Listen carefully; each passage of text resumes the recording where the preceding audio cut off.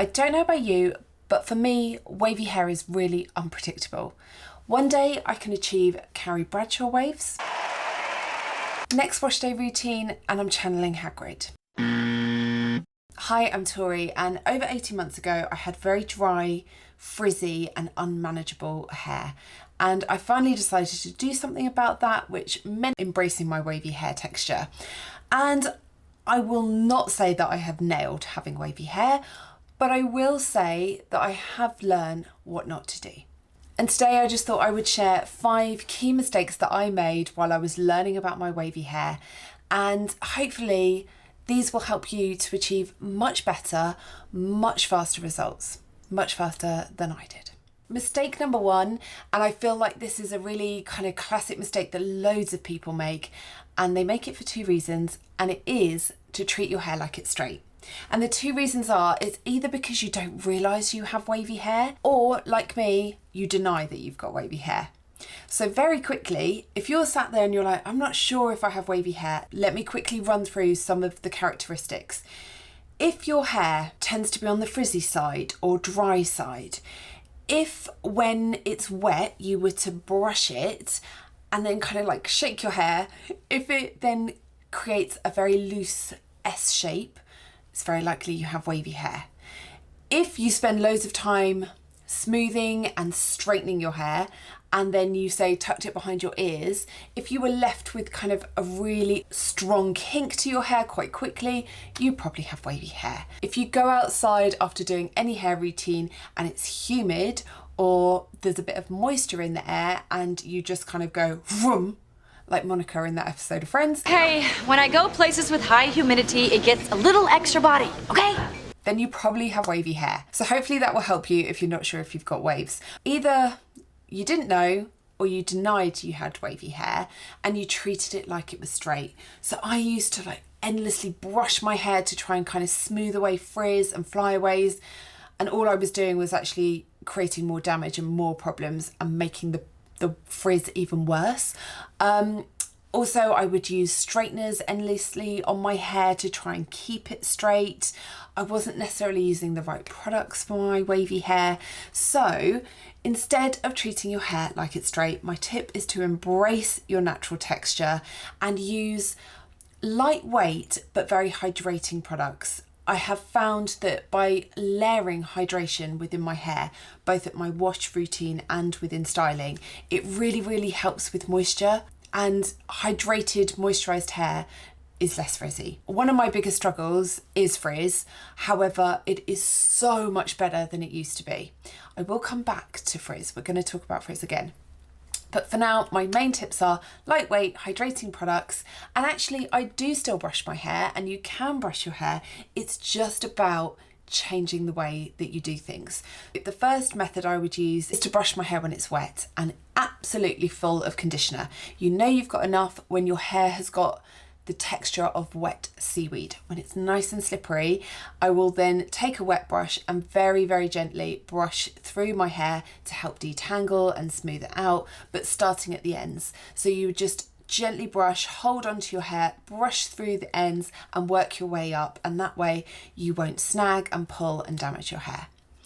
I also actually do brush my hair when it's dry, which lots and lots of advice on the internet will tell you not to do, but I have fine hair, medium density, and sometimes I want my hair to look thicker and fuller than it actually is. And so there's a whole routine that I will do where I create some waves using a Denman brush, and then I will very gently brush with a Tangle Teaser paddle brush.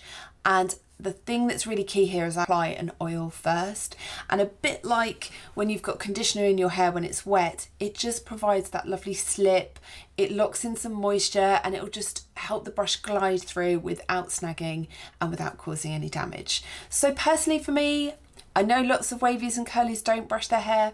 I choose to. I just do it differently as to when I was kind of pretending like my hair was straight. By embracing your natural texture and stop pretending that your hair is straight, honestly, I just feel like your health of your hair and just generally your hair life will be so much easier. Mistake number 2, following curly hair advice. Oh, I made this mistake big time.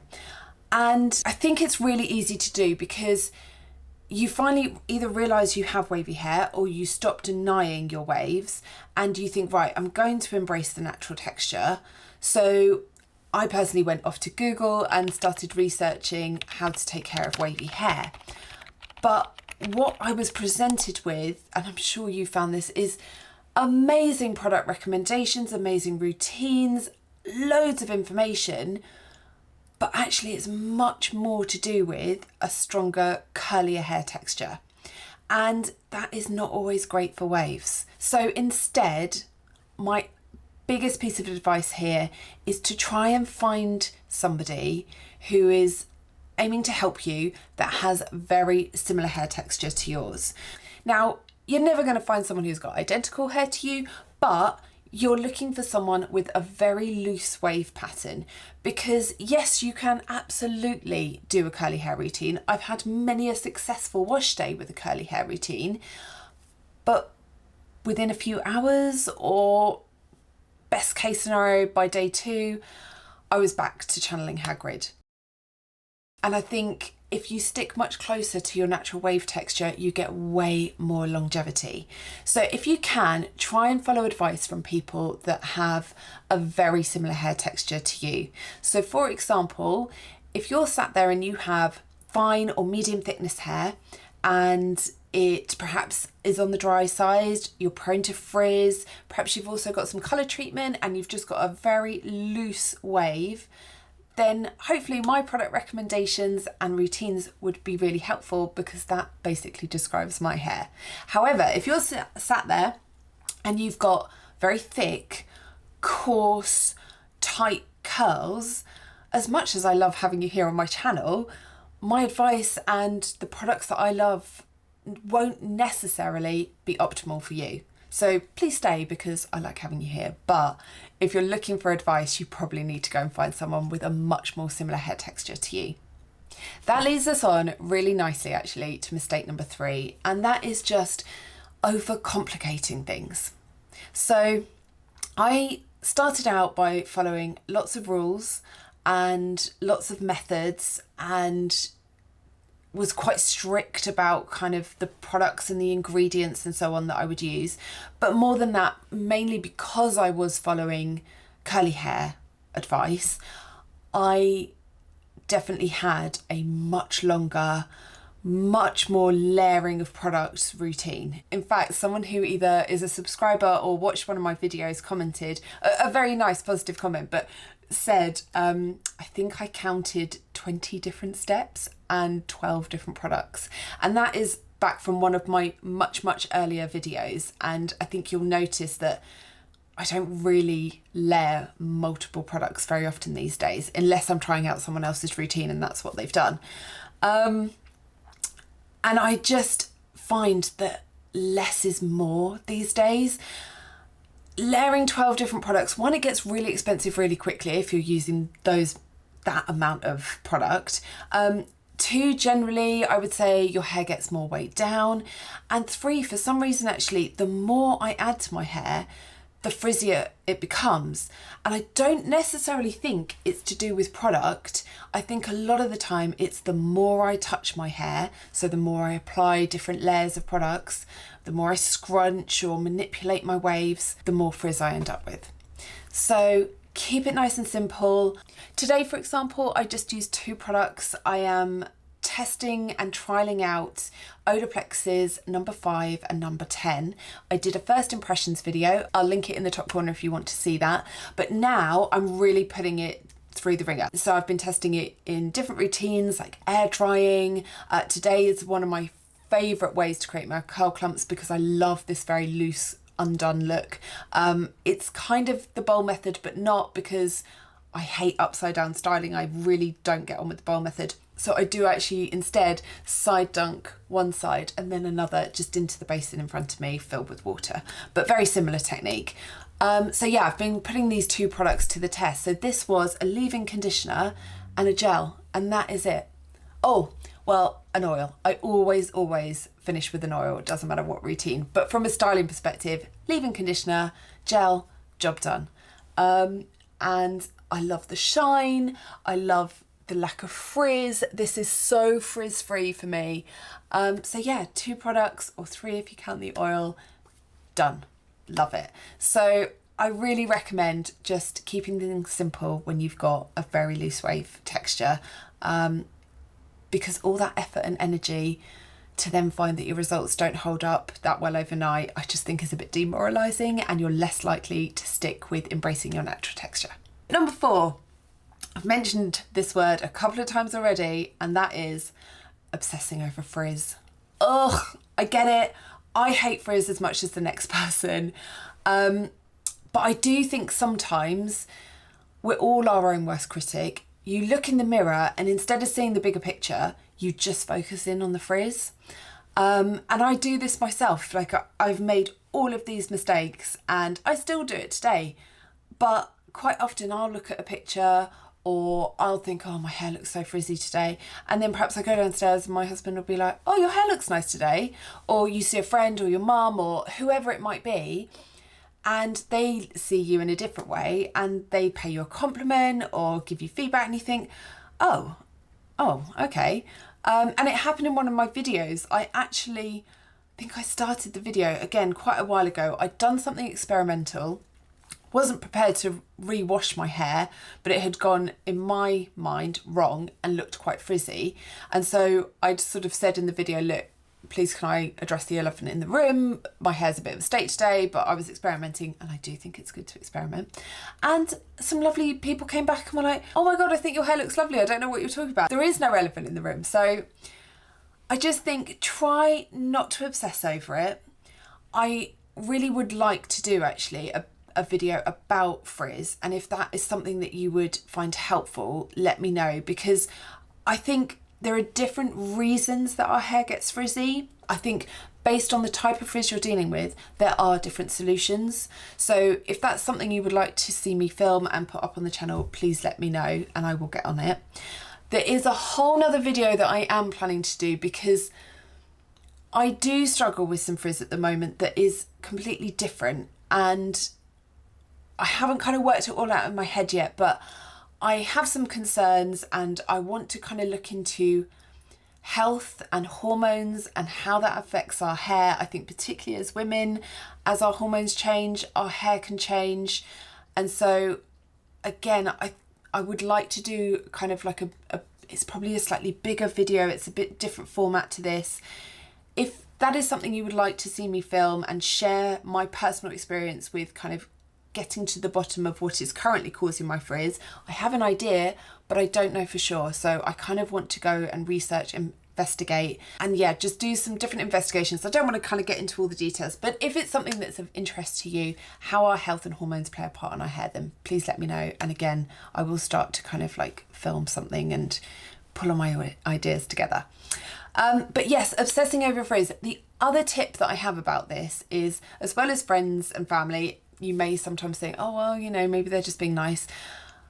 Go and look at your inspiration photos.